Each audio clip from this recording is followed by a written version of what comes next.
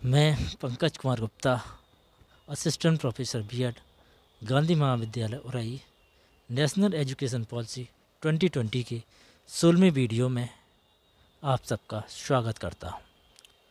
आज हम अध्याय 6 समतामूलक और समावेशी शिक्षा सभी के लिए अधिगम equitable and inclusive education learning for all का अध्ययन करेंगे।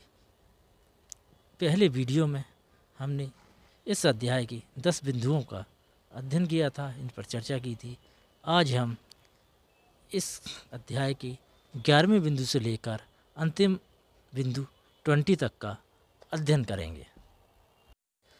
दिव्यांग बच्चों के एकीकरण को ध्यान में रखते हुए विद्यालय व विद्यालय परिसरों की वित्तीय मदद की दृष्टि से सुस्पष्ट व कुशल प्रावधानों की व्यवस्था की जाएगी। इसके साथ यह भी ध्यान दिया जाएगा कि विद्यालय व विद्यालय परिसरों में दिव्यांग बच्चों की आवश्यकता से संबंधित प्रशिक्षण प्राप्त शिक्षकों की नियुक्ति की जाए।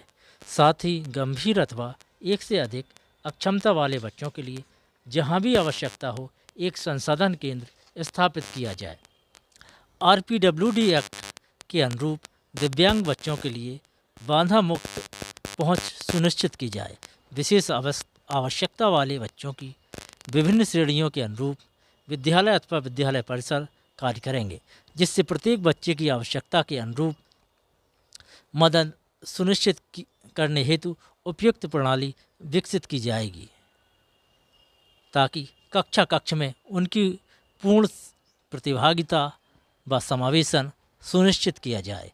कक्षा में शिक्षकों एवं अन्य सहपाठियों के साथ आसानी से जुड़ने के लिए विशेष आवश्यकता वाले बच्चों को कुछ सहायक उपकरण, उपयुक्त तकनीक आधारित उपकरण, भाषा, उपयुक्त शिक्षण सामग्री जैसे बड़े प्रिंट और ब्रेल प्रारूपों में सुलभ पाठ्यपुस्तकें पर्याप्त मात्रा में उपलब्ध कराए जाएंगे। यह कला, खेल और व्यावसायिक शिक्षा सहित सभी स्कूली गतिविधियों पर भी लागू होगा। NIOS national institute of open school भारतीय संकेत भाषा सिखाने के लिए और भारतीय संकेत भाषा का उपयोग करके अन्य बुनियादी विषयों को सिखाने के लिए उच्चतर गुणवत्ता वाले मॉड्यूल विकसित करेगा। साथ ही दिव्यांग बच्चों की सुरक्षा पर पर्याप्त ध्यान दिया जाएगा। अध्याय 6 का 12वां बिंदु, RPWD एक्ट 2016 के अनुसार मूल दिव्यांगता वाले बच्चों के पास नियमित या विशेष स्कूली शिक्षा का विकल्प होगा। विशेष शिक्षकों के माध्यम से स्थापित संसाधन केंद्र गंभीर अथवा एक से अधिक विशेष आवश्यकता वाले बच्चों के पुनर्वास व शिक्षा से संबंधित आवश्यकताओं में मदद करेंगे एवं साथ ही उच्चतर गुणवत्ता की शिक्षा घर में ही उपलब्ध कराने, होम स्कूलिंग व कौशल विकसित करने की दिशा में उनके माता पिता अभिभावकों की मदद करेंगे। स्कूलों में जाने में असमर्थ गंभीर और गहन दिव्यांगता वाले बच्चों के लिए गृह आधारित शिक्षा के रूप में एक विकल्प उपलब्ध रहेगा। गृह आधारित शिक्षा के तहत शिक्षा ले रहे बच्चों को अन्य सामान्य प्रणाली में शिक्षा ले रहे किसी भी अन्य बच्चे के समतुल्य माना जाएगा। गृह आधारित शिक्षा की दक्षता व प्रभावशीलता की जांच हेतु समता व अवसर की समानता के सिद्धांत पर आधारित ऑडिट कराया जाएगा। RPWD एक्ट 2016 के अनुरूप इस ऑडिट के आधार पर गृह आधारित स्कूली शिक्षा के लिए दिशा निर्देश और मानक विकसित किए जाएंगे। हालांकि यह स्पष्ट है कि दिव्यांग बच्चों की शिक्षा राज्य की जिम्मेदारी है और इसके लिए माता पिता देखरेख करने वाले के उन्मुखीकरण से लेकर बड़े स्तर पर प्राथमिकता के साथ अध्ययन सामग्री के व्यापक प्रचार और प्रसार के प्रौद्योगिकी आधारित समाधान किए जाएंगे, जिनके माध्यम से माता पिता या देखरेख करने वाले अपने बच्चे की आवश्यकता के अनुरूप मदद कर पाएंगे। अध्याय 6 का 13वां बिंदु, अधिकांश कक्षा में ऐसे बच्चे होते हैं जिनमें सीखने की दृष्टि से कुछ विशिष्ट अक्षमताएं होती हैं, जिन्हें निरंतर मदद की आवश्यकता होती है। शोध स्पष्ट करते हैं कि ऐसे मामलों में जितनी जल्दी मदद शुरू की जाती है, आगे प्रगति की संभावना उतनी ही बेहतर नजर आती है।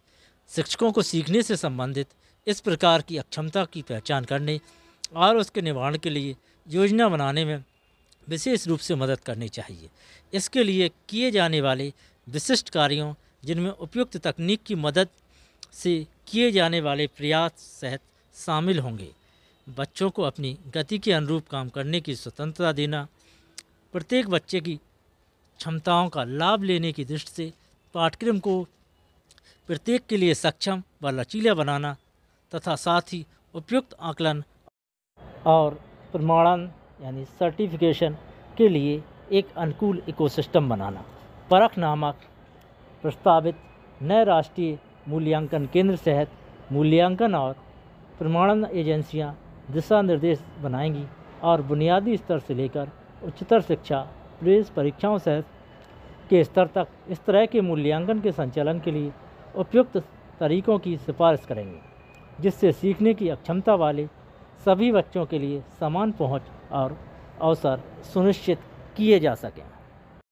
परख का फुल फॉर्म है performance assessment review and analysis of knowledge for holistic development. अध्याय 6 का 14वां बिंदु, विशिष्ट विकलांगता वाले बच्चों सीखने से संबंधित अक्षमताओं के साथ को कैसे पढ़ाया जाए, इससे संबंधित जागरूकता और ज्ञान को सभी शिक्षक प्रशिक्षणों का अनिवार्य हिस्सा होना चाहिए। साथ ही लैंगिक संवेदनशीलता व अल्प प्रतिनिधित्व वाले समूहों के प्रति संवेदनशीलता विकसित की जानी चाहिए, जिससे उनकी सहभागिता की स्थिति को बेहतर किया जा सके। परख का फुल फॉर्म है performance assessment review and analysis of knowledge for holistic development. अध्याय 6 का 15वां बिंदु, स्कूलों के वैकल्पिक रूपों को अपनी परंपराओं और वैकल्पिक शिक्षण शास्त्रीय अभ्यासों को संरक्षित करने के लिए प्रोत्साहित किया जाएगा। इसके साथ साथ उन्हें अपने विषयों, शिक्षण केंद्रों व पाठ्यक्रम को राष्ट्रीय पाठ्यचर्या के अनुरूप एकीकृत करने में सहायता प्रदान की जाएगी, ताकि उच्चतर शिक्षा के क्षेत्रों में उनके विद्यार्थियों की कम सहभागिता को धीरे धीरे बढ़ाया जा सके। ऐसे विद्यालयों को विज्ञान, गणित, सामाजिक अध्ययन, हिंदी, अंग्रेजी, राज्य भाषाओं अथवा अन्य प्रासंगिक विषयों को अपने पाठ्यक्रम में शामिल करने के लिए वित्तीय सहायता प्रदान की जाएगी। जैसा कि शायद इन स्कूलों द्वारा वांछित हो सकता है, यह पारंपरिक सांस्कृतिक या धार्मिक स्कूलों में पढ़ने वाले बच्चों को ग्रेड 1 से 12 के लिए परिभाषित किए गए अधिगम परिणामों को प्राप्त करने में सक्षम करेगा। इसके अलावा ऐसे स्कूलों में छात्रों को एनटीए द्वारा राज्य या अन्य बोर्ड परीक्षाओं और मूल्यांकन के लिए उपस्थित होने के लिए प्रोत्साहित किया जाएगा और इस प्रकार उच्चतर शिक्षा संस्थानों में दाखिला लिया जाएगा। विज्ञान, गणित, भाषा और सामाजिक अध्ययन के शिक्षण में शिक्षकों की क्षमताओं को नए शैक्षणिक अभ्यासों के लिए उन्मुखीकरण सहित विकसित किया जाएगा। पुस्तकालयों और प्रयोगशालाओं को मजबूत किया जाएगा और पुस्तकों, पत्रिकाओं आदि जैसी पर्याप्त पठन सामग्री और अन्य शिक्षण सामग्री उपलब्ध कराई जाएगी। अध्याय 6 का 16वां बिंदु, SEDG socio economically disadvantage group के अंतर्गत और ऊपर वर्णित नीतिगत बिंदुओं के संदर्भ में अनुसूचित जाति और जनजाति की शैक्षणिक विकास में असमानताओं को दूर करने पर विशेष ध्यान दिया जाएगा। स्कूल शिक्षा में भागीदारी बढ़ाने के प्रयासों के तहत सभी SEDG से प्रतिभाशाली और मेधावी छात्रों के लिए बड़े पैमाने पर समर्पित क्षेत्रों में विशेष छात्रावास, ब्रिज पाठ्यक्रम और फीस माफ करने तथा छात्रवृत्ति के माध्यम से वित्तीय सहायता विशेषकर माध्यमिक स्तर तक प्रदान की जाएगी, ताकि उच्चतर शिक्षा में उनके प्रवेश को सुविधाजनक बनाया जा सके। अध्याय 6 का 17वां बिंदु, रक्षा मंत्रालय के तत्वाधान में राज्य सरकारों की जनजाति बाहुल प्रदेशों सहित अपने माध्यमिक और उच्चतर माध्यमिक विद्यालयों में NCC विंग खोलने के लिए प्रोत्साहित किया जाए, जिससे छात्रों की प्राकृतिक प्रतिभा और अद्वितीय क्षमता का उपयोग किया जा सकेगा, जिससे वे रक्षा सेनाओं में सफल कैरियर के लिए प्रेरित होंगे। अध्याय 6 का 18वां बिंदु, SEDG छात्र छात्राओं के लिए उपलब्ध छात्रवृत्ति अवसर और योजनाओं में प्रतिभाग करने की दृष्टि से और समता को बढ़ाने के लिए कुछ सरलीकृत तरीके स्थापित किए जाएंगे, जैसे किसी ऐसी एकल एजेंसी या वेबसाइट के माध्यम से आवेदन लेना जो सभी विद्यार्थियों तक इन योजनाओं, छात्रवृत्ति अथवा अवसरों की पहुंच सुनिश्चित करें और सिंगल विंडो प्रणाली के माध्यम से उनका आवेदन सुनिश्चित करें।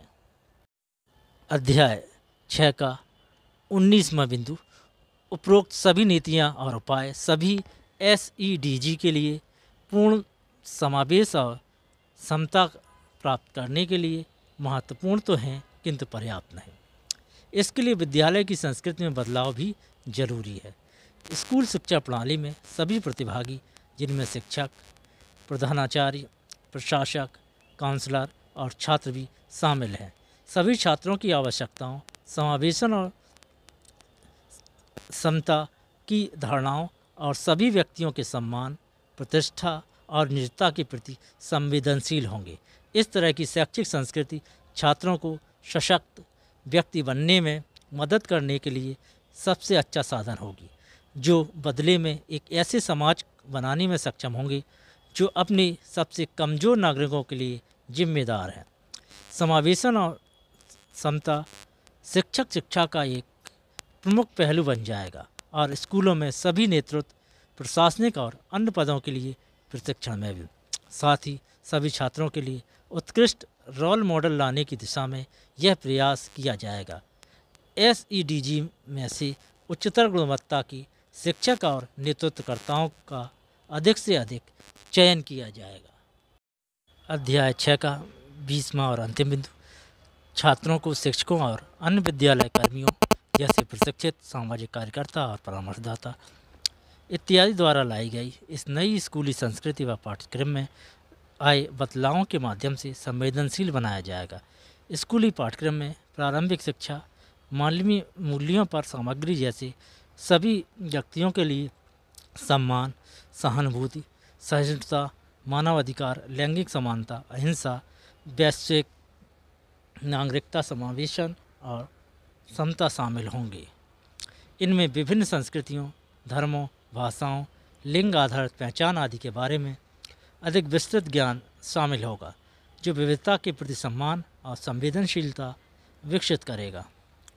स्कूल के पाठ्यक्रम में किसी भी पूर्वाग्रह और रूढ़वादिता को हटा दिया जाएगा और ऐसी सामग्री को अधिकता में शामिल किया जाएगा जो सभी समुदायों के लिए प्रासंगिक और संबंधित हैं। इस प्रकार स्कूली शिक्षा के अध्याय 6 समतामूलक और समावेशी शिक्षा, सभी के लिए अधिगम, इक्विटेबल और inclusive education, learning for all में हमने देखा कि किस प्रकार विशेष आवश्यकता वाले बालकों को समावेशी शिक्षा के माध्यम से समाज की मुख्य धारा में लाया जाएगा। यदि ये वीडियो अच्छा लगा हो तो लाइक करिए, अपने दोस्तों तक पहुंचाने के लिए शेयर करिए, कुछ कमी लगी हो तो कमेंट करिए और NEP को पूरा समझने के लिए, एजुकेशन से संबंधित अन्य वीडियो देखने के लिए हमारे चैनल को सब्सक्राइब करिए। ये आपके लिए ज्ञानवर्धक के साथ साथ परीक्षा के लिए भी उपयोगी होगा। धन्यवाद।